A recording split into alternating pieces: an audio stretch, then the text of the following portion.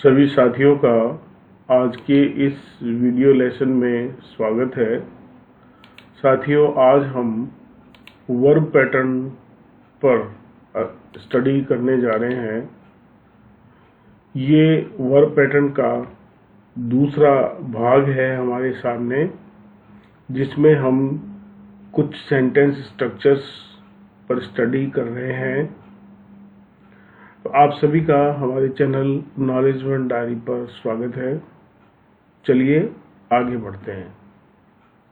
हम जो सबसे पहला स्ट्रक्चर इसमें ले रहे हैं, उसमें हमने बी टाइप वर्ब के बारे में अध्ययन किया है। तो मैं आपको यहाँ पे बताना चाहूँगा कि बी टाइप वर्ब में हम इज, आर, एम, वाज, वर और बी को खुद को शामिल करते हैं। तो ये बी टाइप वर्ब जो है, ये इंट्रोडक्टरी वर्ब के रूप में भी प्रयोग में लाई जा सकती है। यहाँ पर हम देयर का प्रयोग वीक फॉर्म में करते हैं, जिसमें कोई सब्जेक्ट कॉम्प्लीमेंट नहीं होता है, कॉम्प्लीमेंट नहीं होता है इसमें, इस प्रकार के सेंटेंसेस में।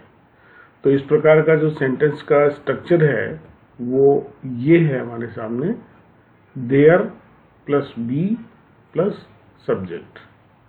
ये हमारा सेंटेंस स्ट्रक्चर होगा। अब देखिए, इससे रिलेटेड जो सेंटेंसेस बनते हैं वो कैसे होते हैं। There was a large class.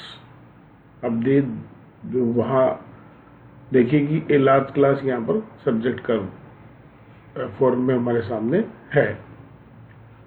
अगला है there will not be enough time.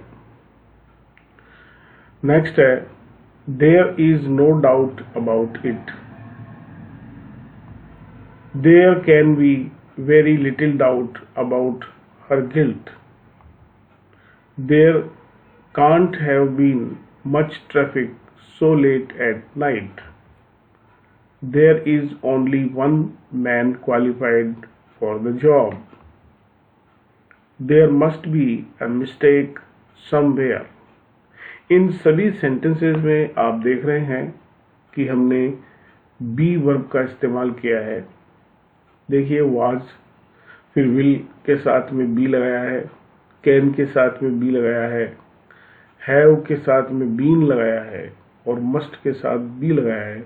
ये सभी बी टाइप वर्ब का इस्तेमाल है। अब सेंटेंस का जो लास्ट का पार्ट है उसको देखिए कि इसमें सब्जेक्ट को किस किस रूप में हमने बताया है। A large class, enough time, no doubt about it, very little doubt about her guilt, much traffic so late at night, only one man qualified for the job. ये इतना जो है हमारे सामने सब्जेक्ट के रूप में आ रहा है और देयर को हमने वीक फॉर्म में यहाँ पे इस्तेमाल किया है। चलिए आगे बढ़ते हैं और दूसरे स्ट्रक्चर की डिस्कशन करते हैं। यहाँ पर भी हमने बी का एक इंट्रोडक्टरी वर्ब के रूप में यूज किया है और इसके साथ में हमने एडवर्बियल एडजंक्ट लगाया है। यानी एडवर्ब जो है उसका एक पार्ट हमारे सामने इसमें होगा। पहले वाले में हमने सब्जेक्ट देखा था, इसमें हम एडवर्बियल एडजंक्ट को देख रहे हैं। उसका स्ट्रक्चर जो है वो इस तरीके से होगा, there plus be plus subject plus adverbial adjunct. और जो सेंटेंसेस हमारे सामने आ रहे हैं वो है, there are 4 doors in this room. तो आपने देखा होगा कि हमने इनको बाइफरकेट किया हुआ है और उसी प्रकार से हमने इस सेंटेंस के पार्ट्स को बताया हुआ है कि इन दिस रूम में एडवर्बियल एडजंक्ट आ गया। और बी टाइप वर्ब आपको हमने बता ही दिया है। There was a thunderstorm in the day. There are several bungalows in this town. There is a plan of the building on phase 1. There are some problems here. Are there many mangoes in your bag? तो अब आपने देखिए कि adverbial adjunct में हमने in this room, in the day, in this town, on page 1, here और in your bed, ये इस्तेमाल किया है। और सब्जेक्ट में हमने देखिए 4 days, a thunderstorm, several bungalows, a plan of building, some problems, many mangoes।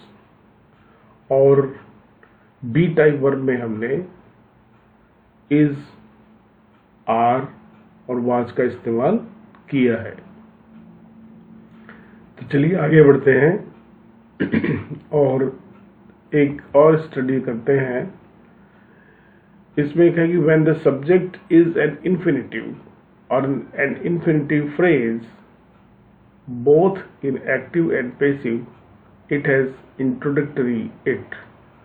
जब कोई सब्जेक्ट जो है वो इन्फिनिटिव हो या कोई इन्फिनिटिव का फ्रेज हो, दोनों ही प्रकार के वाक्यों में एक्टिव हो या पैसिव हो, तो हम यहाँ पर इंट्रोडक्टरी सब्जेक्ट के रूप में इट का इस्तेमाल करते हैं। और इसका स्ट्रक्चर कुछ इस तरीके से हमारे सामने है। It plus be plus adjective या नाउन और टू इन्फिनिटिव, इसको हम फ्रेज के रूप में इस्तेमाल करेंगे। तो हमारे सामने जो सेंटेंस स्ट्रक्चर आ रहे हैं वो है it is so nice to sit here with you. Next है it would have been much wiser to reduce speed. It is a pity to waste them। It was a pleasant surprise to be told that it was bad. It is no exaggeration to say that she is beautiful. Next structure में हम देख रहे हैं कि एक table हम आपके सामने देख रहे हैं जो कि सेंटेंसेस को एक्सक्लेमेटरी स्टाइल में हमारे सामने प्रस्तुत कर रही है। और इसमें हमने हाउ और व्हाट का इस्तेमाल किया है। यहाँ पर जो है it is can be omitted. It is जो वर्ड है उसको हम अगर चाहे तो छोड़ सकते हैं और चाहे तो लिख सकते हैं। दोनों प्रकार के सिस्टम इसमें इस्तेमाल किए गए हैं।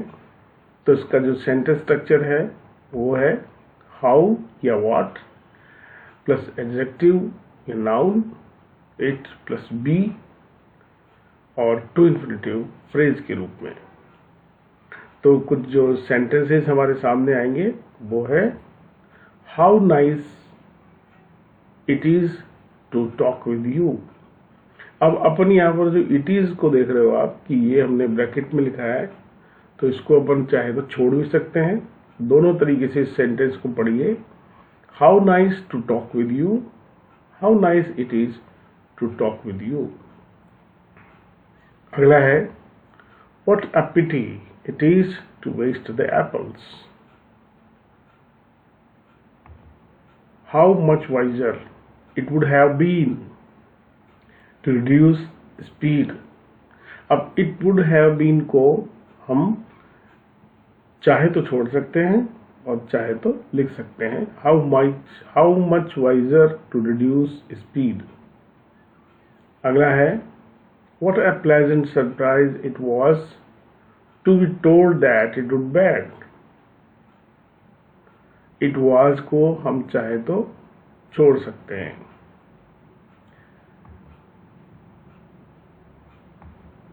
अब अपन बात करेंगे इंट्रोडक्टरी इट इज का इस्तेमाल सबसे पहले कर रहे हैं when the subject is gerund or a gerundial phrase। जब सब्जेक्ट जीरंड हो या कोई जीरंडियल फ्रेज हो। अब देखिए किसी वर्ब के साथ में आईएनजी बना लगा करके जब हम उसे लिखते हैं तो वो जीरंड बन जाता है। तो उसका सेंटेंस स्ट्रक्चर हमारे सामने है it plus be plus adjective noun या जीरंड फ्रेज के रूप में। तो उसके सेंटेंसेस हमारे साथ होंगे it is so nice having food with you.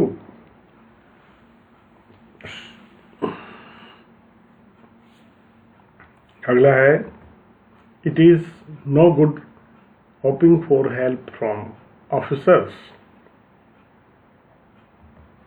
It won't be much good complaining to them. It is wonderful lying in the room all day.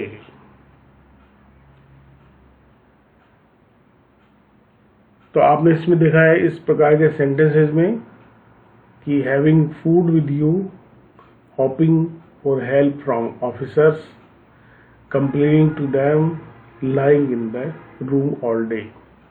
यहाँ पर हैविंग, हॉपिंग, कंप्लेनिंग, लाइंग ये सब जीरेंट फॉर्म में है और जो बाकी का पार्ट है वो एक फ्रेज के रूप में हमारे सामने किया जा रहा है। इसी प्रकार से देखिए एडजेक्टिव और नाउन में हमने so nice, so good, much good, wonderful आदि लिखा है और बी टाइप वर्ब को आप देख ही रहे हैं। It was really worthwhile losing your temper.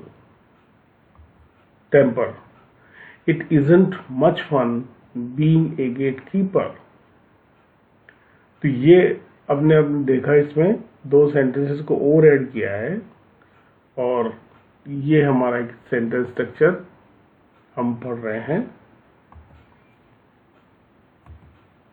तो आपने हमारे पूरा वीडियो देखा, थैंक्स फॉर योर टाइम। हम इसी प्रकार से कुछ सेंटेंस स्ट्रक्चर्स जो वर्ब पैटर्न में है उनको फिर से देखेंगे।